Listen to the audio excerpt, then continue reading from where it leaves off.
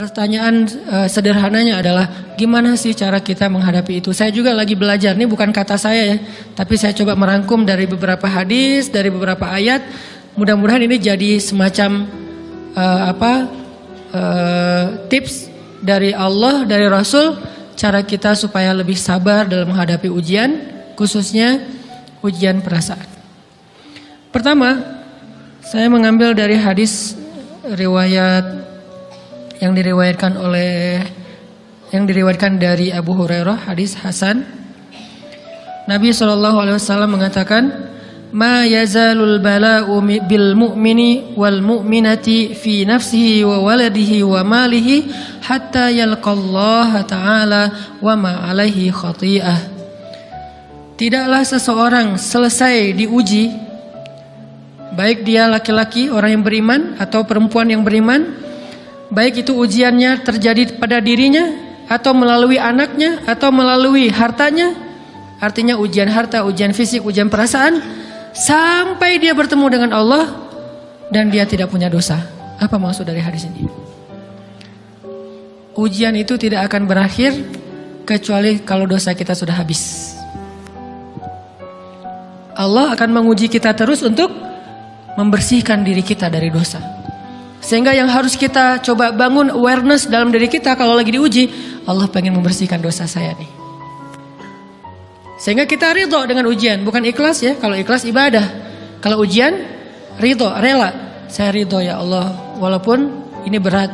Saya ridho ya Allah walaupun saya berharap Engkau beri jalan keluar. Saya ridho ya Allah walaupun saya berharap ditolong oleh Allah. Tapi tetap ridho diberikan ujian itu, sambil berdoa diberikan jalan keluar, ditolong, diberikan keajaiban. Cuman gak mau mengeluh. Dan berdoa meminta jalan keluar bukan mengeluh, itu ibadah. Berdoa itu ibadah dalam Islam. Sehingga Allah suka banget sama hamba yang berdoa. Allah suka dengan hamba yang curhat.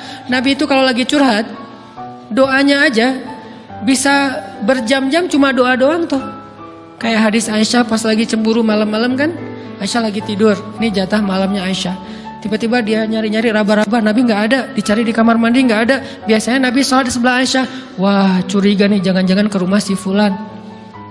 Dicari ke rumahnya, ditelepon nggak aktif, mungkin lagi dicas, datang ke rumahnya.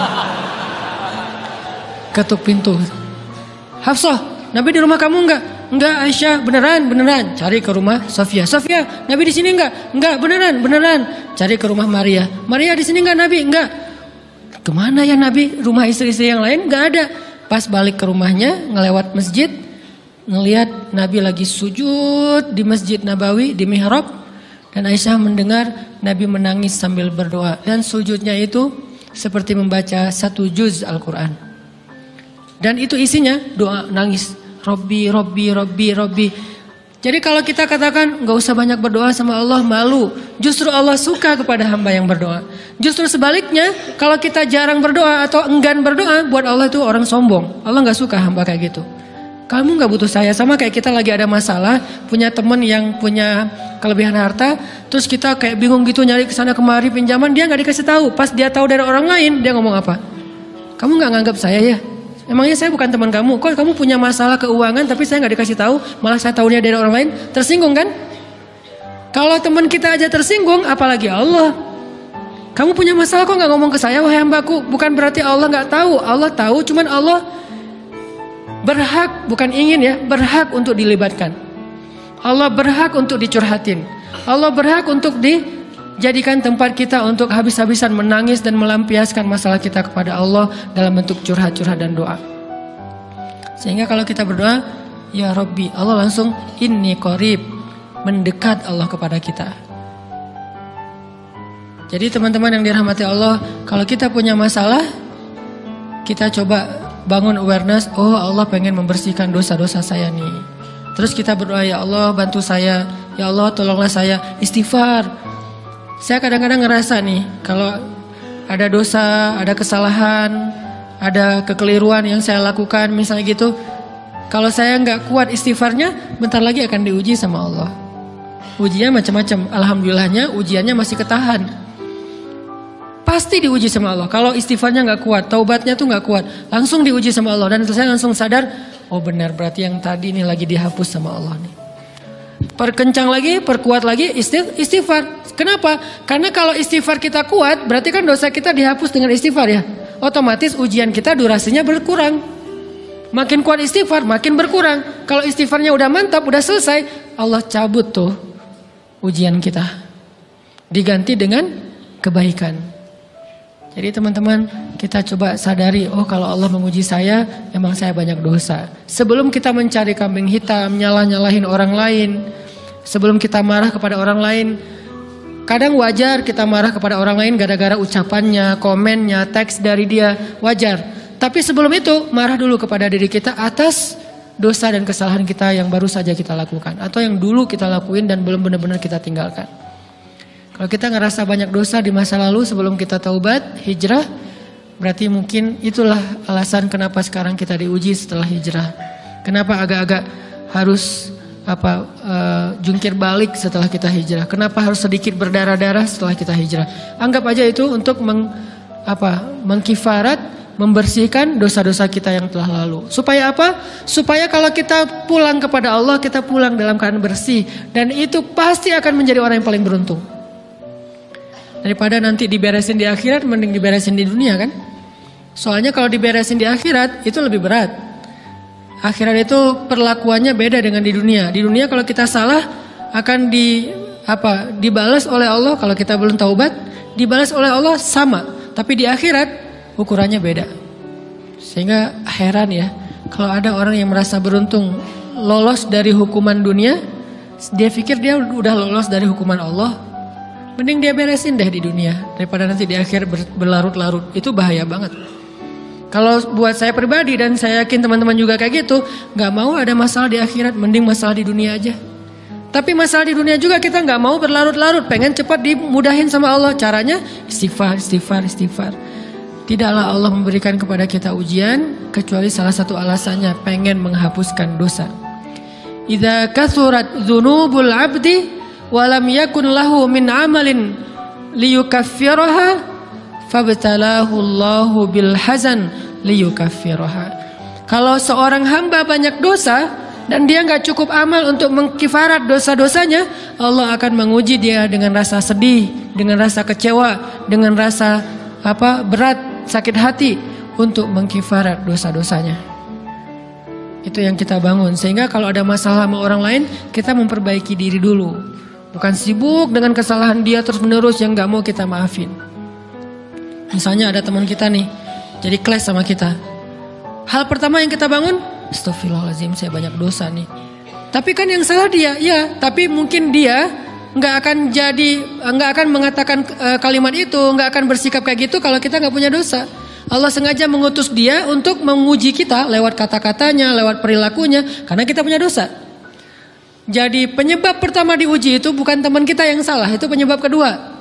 Memang dia salah dan itu harus kita akui, realistis lah. Dia salah, dia nggak pas, dia nggak bijak, dia apa? Oke. Tapi yang mentakdirkan dia salah kepada kita, Allah Subhanahu Wa Taala. Kenapa Allah takdirkan gitu? Karena kita masih punya banyak dosa. Allah kirim kita ujian, bisa manusia, bisa alam, bisa dalam diri kita sendiri. Itu semuanya adalah cara Allah untuk menguji kita dan membersihkan dosa-dosa kita. Ini yang kita bangun pertama.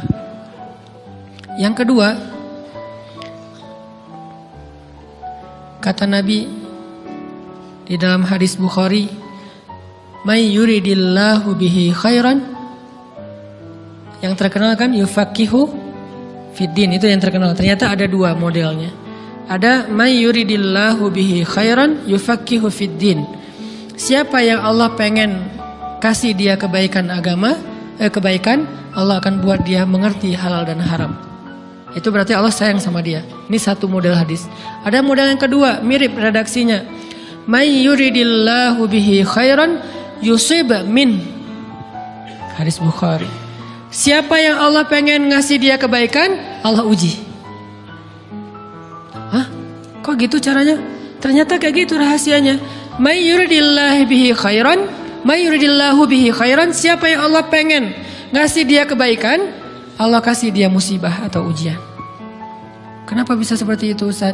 Fa inna ma'al usri yusra, Inna ma'al usri yusra. Seolah-olah Allah bilang di dalam ayat itu, kalau kalian mau dapat kemudahan, biasanya lewatnya kesusahan dulu. Kalau kalian pengen dapat keberuntungan, biasanya dapatnya kerugian dulu. Tapi keberuntungan dan kerugiannya pasti nggak sebanding. Keberuntungannya jauh lebih besar daripada kerugiannya. Kerugian itu kayak modal doang, DP. Jadi kalau kita mau dapat kejutan dari Allah, Allah kasih kita DP. DP-nya apa? Ujian. DP-nya musibah. DP-nya rasa nggak nyaman. Itu DP tuh. DP terhadap apa? DP dari Allah terhadap hadiah-hadiah besar yang Allah pengen ngasih ke kita setelahnya.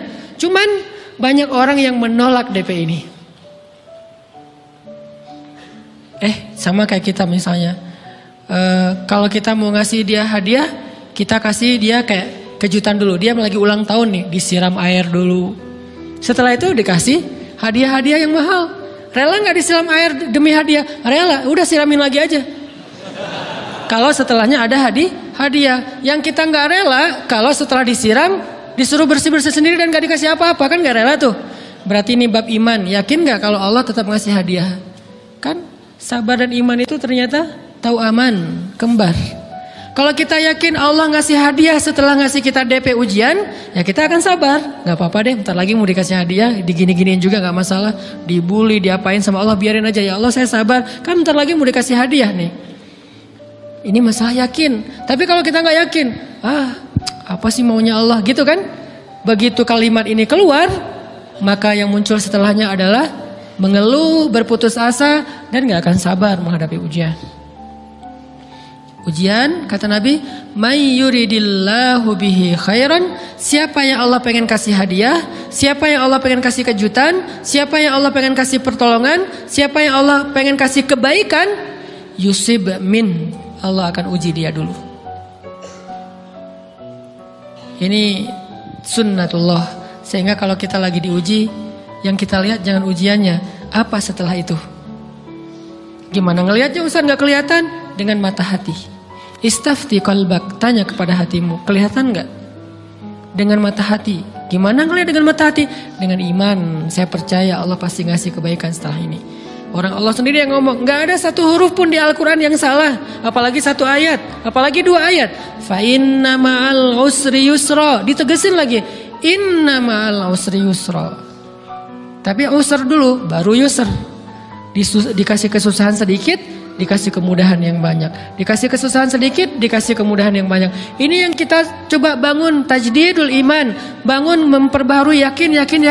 Sehingga ketika kita diuji, sedih, wajar.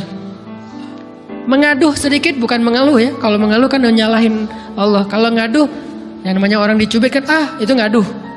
Tapi kalau, apa sih maunya Allah? Nah itu ngeluh. Antara mengadu dengan mengeluh berbeda. Mengadu, itu manusiawi. Sedih, itu manusiawi. Air mata bahkan bukan hanya manusiawi, itu rahmat dari Allah. Orang yang gak bisa menangis itu yang bahaya.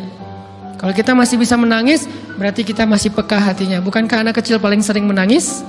Berarti hatinya peka. Siapa lagi selain anak kecil yang paling sering menangis? Cewek. Cowok itu emang gak punya perasaan, makanya jarang nangis. Cewek dikit-dikit nangis. Jangan bilang, cemen banget sih nangis, cengeng apa. Enggak, karena dia perasaannya lebih peka dari kita. Itulah kenapa Allah menitipkan bayi kepada perempuan. Kalau dititipin ke laki-laki, hancur. Di balik kepekaan perempuan, di balik sensitifnya perempuan, di balik perasaannya yang luar biasa, di situ Allah Subhanahu wa taala menitipkan amanah, dia yang paling baik dalam merawat bayinya.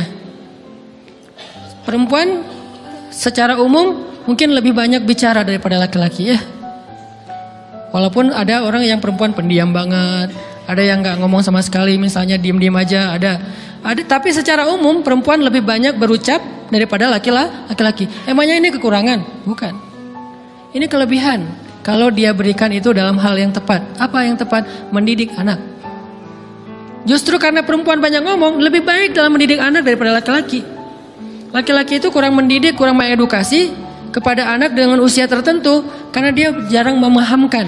Salah hanya marah, salah hanya ditegur. Kalau ibunya jelasin, gini sebelum tidur ibunya yang ceritain banyak cerita. Saya sendiri ngalamin. Sering mana seorang ayah sama ibu interaksi sama anak dalam bentuk verbal. Sering ibu. Jadi menangis itu rahmat dari Allah. Gak apa-apa, nangis aja. Dan itu tidak disebut mengeluh. Kamu kok nangis sih? Kan orang Islam harus sabar. Emangnya nangis dengan sabar itu bertolak belakang? Sabar tetap sabar. Ya nangis jalan aja terus nangis. Nangis apa pakai nangisnya nggak cuma nangis doang. Emotikonnya juga nangis, berderai-derai gitu. Sampai air matanya menggenang gitu kan ya. Boleh lah. Ditambah lagi dengan visual menangisnya. Posting bahwa dia lagi tertusuk duri dengan postingan kaktus atau apalah. Dia pengen share ke semua orang bahwa saya sedang sedih.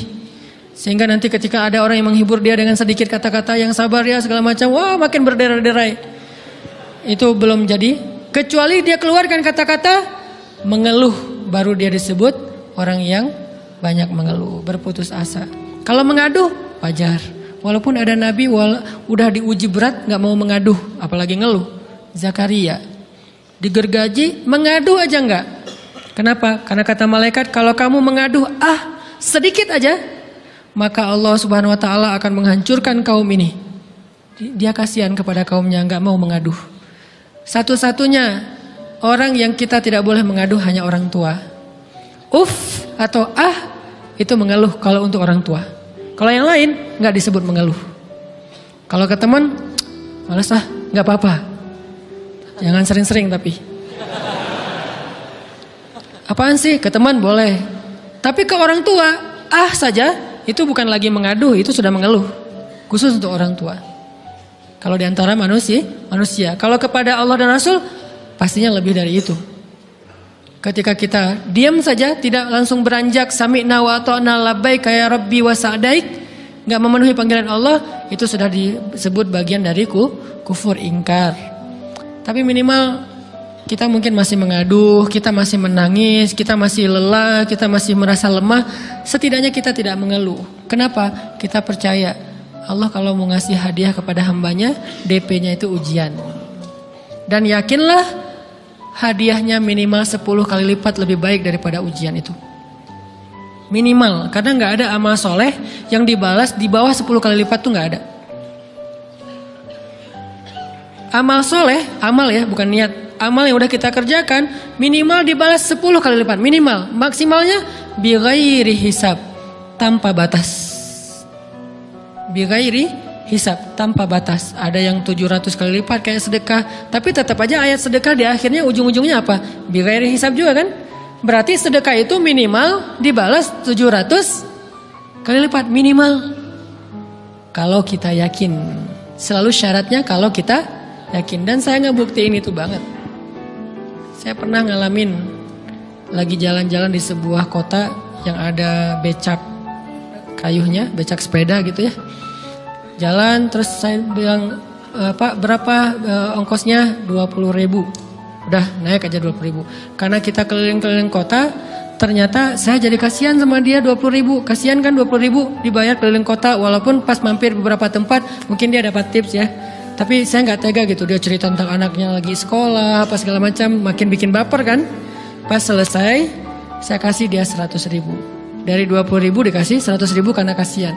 Dan saya yakin, nggak mungkin sedekah itu sia-sia. Kan Nabi bersumpah kan, demi zat yang jiwaku di dalam genggamannya, tidak berkurang harta karena sedekah. Demi Allah, kata Nabi, nggak berkurang harta karena sedekah. Berkurang harta karena belanja, ya. Berkurang harta karena pacaran? Banget. Modal banget kan? Apalagi buat cowok. Tapi berkurang harta karena sedekah? Gak mungkin kata Nabi. Demi Allah gak berkurang harta karena sedekah. Berkurang harta karena istri? Enggak. Karena memberi kepada istri itu pahalanya lebih gede daripada sedekah. Makanya ngemodalin pacaran setelah nikah itu tumbuh berkah. Modal pacaran sebelum nikah itu apes. Jadi kalau pengen modal nih, ngemodalin cewek, traktir, ngapa-ngapain, bayarin, jangan sebelum nikah. Sebelum nikah jadi orang pelit aja, nggak apa-apa. Tapi setelah nikah, jor-joran ngasih, apalagi yang, bayarin semuanya. Kenapa? Pahalanya lebih gede daripada sedekah. Bahkan lebih gede daripada infak fi sabilillah.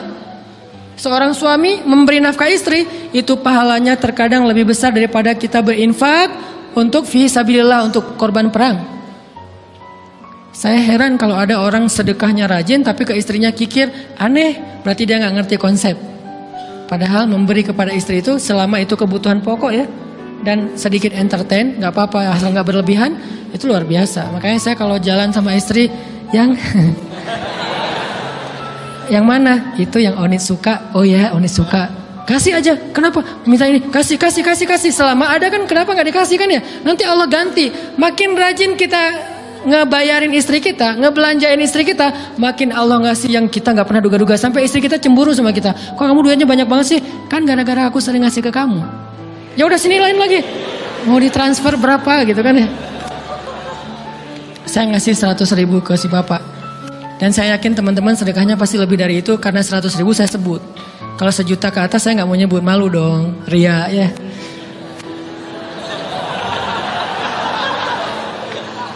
Sebenarnya nggak pernah sih. 100.000 deh, karena kan kecil. Saya kasih 100.000. Ternyata begitu saya kasih 100.000 dia doa. Nah ini nih pentingnya sedekah ke orang yang membutuhkan tapi nggak minta-minta, dia tulus. Dia langsung doa, ya Allah Pak mudah-mudahan rezekinya lancar, berkah, bertambah dan segala macam, bahagia keluarganya. Doa-doa ini semuanya dikabulkan dalam hitungan hari. Pertama, bertambah bahagia rumah tangganya, dapat kecupan dari istri. Dia nganggap suami saya cowok banget sih. Mulai 1 nih. 2, demi Allah selang 15 jam kalau nggak salah, karena waktu itu malam, besok paginya ada orang yang ngejar-ngejar saya pengen ngasih hadiah. Ustadz saya pengen ketemu Ustadz. Maaf saya nggak bisa ketemu sekarang, lagi rush, lagi tight schedule gitu-gitulah, sok-sok gaya nggak jelas gitu ya. Terus Ustadz saya pengen banget ketemu, dia nggak ngomong pengen ketemu apa. Kalau dia bilang mau ngasih duit kan langsung saya prioritaskan kan ya. Berhubung dia nggak ngomong, ya udahlah, saya sok-sok jual mahal gitu. Tapi yang namanya rezeki kan gimana kita tolak, dia datang kan. Saya nolak. Pokoknya sebentar aja 5 menit nggak akan ganggu waktu Ustadz. Ya udah besok pagi ya pas breakfast gitu. Pakai gaya-gaya dikit breakfast. Pas breakfast, oh ya siap Ustadz. Jam berapa? Jam 8. Udah janjian jam 8. Mungkin orangnya nih dengar live streaming, Pak jazakumullah khair jaza. Makasih banyak, mudah-mudahan Allah tambahkan rezekinya. Terus beliau besok mau flight ke luar kota jam 8. Akhirnya ngubungin lagi malamnya, Pak Ustadz maaf nggak bisa ketemu besok. Karena saya jam 8 itu jadwal terbang. Oh ya udah nggak apa-apa. Senang dong saya nggak jadi ketemu kan. Tahu gitu kan nyesel saya tuh. Senang. Besok pagi jam 6 Pak Ustadz alhamdulillah ternyata penerbangan saya di delay ke jam 11. Allah delay penerbangannya demi ngasih rezeki buat saya. Kan luar biasa kan. Ini hikmah kepedean saya, kegeeran kepada Allah gitu. Di delay demi saya. Kan kadang-kadang GR ya di depan Allah ya. Robbi akroman kan gitu ayatnya. Allah memuliakan saya dengan istighfar tetap. Akhirnya saya bisa ketemu Ustaz. Saya nggak baca WA-nya, terlambat baca, baru baca jam 8. Dia udah mulai agak putus asa, kayaknya udah gak mungkin ketemu nih. Jam 8 pas saya baca, ternyata orangnya nggak di delay. Ya udah saya balas, ya udah sekarang saya tunggu ya jam 9. Maaf cuma sebentar. Nggak apa-apa Ustaz 5 menit. Datang dia, datang ngasih apa coba? Ngasih duit 200 juta. Demi Allah, cuman berselang beberapa jam saya tolak-tolak. Tahu gitu Pak, datang malam ini aja.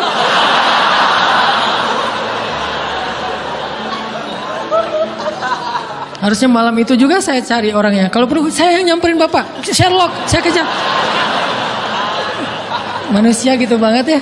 Tapi Masya Allah di situ saya jadi tahu, oh doa orang itu lebih akurat, lebih mantap, lebih diijabah daripada doa saya. Mungkin bukan karena sedekah, tapi karena doa setelah sedekah, ya Allah dan segala macam dimudahkan sama Allah. Itu luar biasa loh. Saya nggak percaya, saya pikir main-main, orang nih iseng kayaknya pengen ketemu doang, pengen selfie. Ternyata pas saya cek, ditransfer, di capture, Ustadz udah ditransfer. Saya, jangan-jangan nih jebakan Batman gitu ya. Nyari-nyari sana segala macam. Alhamdulillah ternyata emang niat baiknya pengen, alhamdulillah saya terkesan, saya dapat hidayah lewat Ustaz segala macam. Sekarang saya pengen membalas jasa Ustaz walaupun kecil 200 juta. Untung saya nggak kaget dan kemudian pingsan. Pak 200 juta stroke kan ya, bahaya. Lebih mahal dari 200 juta. Ini keajaiban ya teman-teman. Jadi kita tuh, saya kan sering bilang keajaiban itu terjadi tergantung tingkat iman. Bukan saya udah soleh banget, enggak. Saya belajar terus untuk yakin deh sama Allah. Modal kita tuh kan gini sebetulnya kan. Duit kita tuh banyak loh teman-teman. Cuman gak disimpan di bank, gak disimpan di saku, disimpannya di sisi Allah. Bedanya apa sih? Kenapa kita kalau disimpan di bank tenang? Saya lagi punya duit banyak dari 100 juta. Di mana? Di bank. Aman. Kenapa kalau disimpan di saku aman, tenang? Kenapa kalau disimpan Allah nggak tenang? Kenapa kalau disimpan di Allah kita bilang nggak punya duit? Ini kan nggak fair sama Allah. Nggak punya duit nih. Siapa bilang nggak punya duit? Kan ada Allah. Tinggal minta sama Allah. Tapi nggak ada wujudnya. Tapi kan ada janjinya. Bukankah janji Allah lebih kuat daripada wujud? Bukankah iman harusnya lebih mantap daripada sesuatu yang konkret yang kita lihat?